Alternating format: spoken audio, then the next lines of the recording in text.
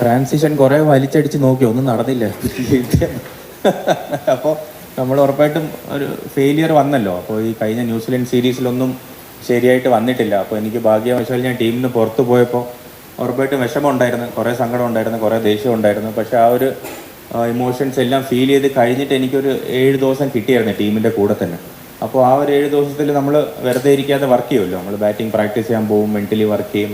അപ്പോൾ ഞാനൊന്ന് ആലോചിച്ചു, എന്താണ് ഞാൻ ന്യൂസിലൻഡ് സീരീസ് മോശമായിട്ട് ചെയ്തത്, അപ്പോൾ അടുത്ത അവസരം കിട്ടുകയാണെങ്കിൽ ഇനി എന്താണ് ബെറ്ററായിട്ട് ചെയ്യാനുള്ളത്. അപ്പോൾ അങ്ങനത്തെ ഒരു റീബിൽഡിങ് ഫേസ് എനിക്കൊരു 7 ദിവസം കൊണ്ട് കിട്ടിയിട്ടുണ്ടായിരുന്നു. അപ്പോൾ ഞാൻ നേരത്തെ ഒരു ഇൻ്റർവ്യൂവിൽ പറഞ്ഞ പോലെ എനിക്ക് സക്സസിനെ കാട്ടി കൂടുതൽ കിട്ടിയിട്ടുള്ള ഫെയിലിയേഴ്സാണ്. അപ്പോൾ ഈ ഫെയിലിയേഴ്സിന് പെട്ടെന്ന് തിരിച്ചു വരാൻ ഉള്ളൊരു പാഠം ദൈവസാഹിത്യം എനിക്ക് പഠിക്കാൻ പറ്റിയിട്ടുണ്ട്.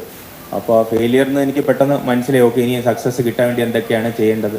അപ്പോൾ അങ്ങനത്തെ കുറേ കാര്യങ്ങളൊക്കെ ചെയ്തപ്പോൾ മനസ്സിലായി കൂടുതൽ വലിച്ചടിക്കേണ്ട ആവശ്യമില്ല, ബോൾ നോക്കി ടൈം ചെയ്യാനും പറ്റുമെന്നുള്ളൊരു ടാലൻറ്റ് എനിക്കുണ്ടെന്ന് എനിക്കറിയാം.